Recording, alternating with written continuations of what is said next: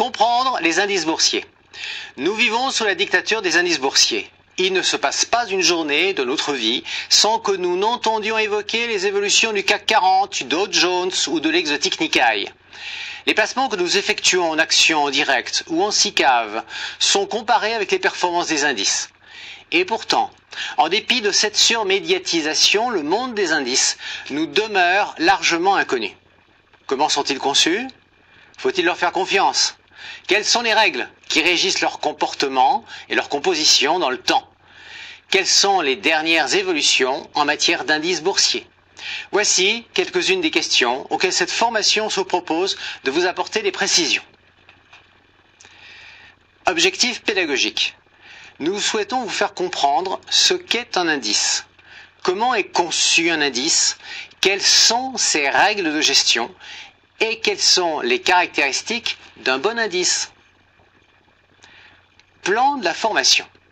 Nous traiterons successivement de qui sont les producteurs d'indices, du premier indice, le Dow Jones Industrial Average, des indices français, des indices mondiaux à travers des indices Morgan Stanley Capital International, des indices sectoriels avec l'exemple des indices Dow Jones, des indices obligataires et enfin de la gestion des indices. Définition. Un indice, c'est un échantillon de valeurs représentatives d'un marché. Dans ce cadre, l'indice boursier est à la fois un indicateur de tendance de l'évolution du marché, le CAC 40 est en hausse de 2% ou en baisse de 1%.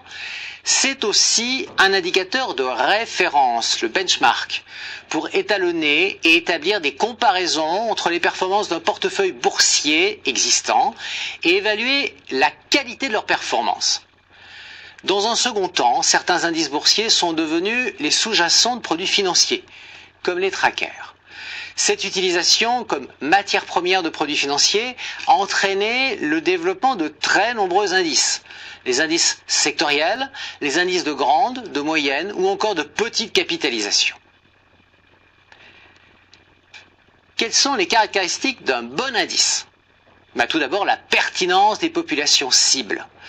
Par construction, on exclura des indices les conglomérats ou les holdings qui sont multisecteurs.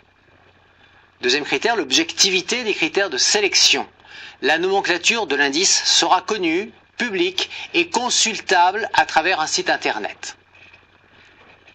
La stabilité de la composition ou une bonne capacité d'anticipation sur les éventuels changements de l'indice, c'est le rôle que joue d'ailleurs le CAC Next 20 vis-à-vis du CAC 40, une sorte d'équipe réserve par rapport à l'équipe première. La simplicité des règles de gestion, proche des conditions de marché. Par exemple, l'existence d'un fixing de clôture qui met tous les intervenants à égalité.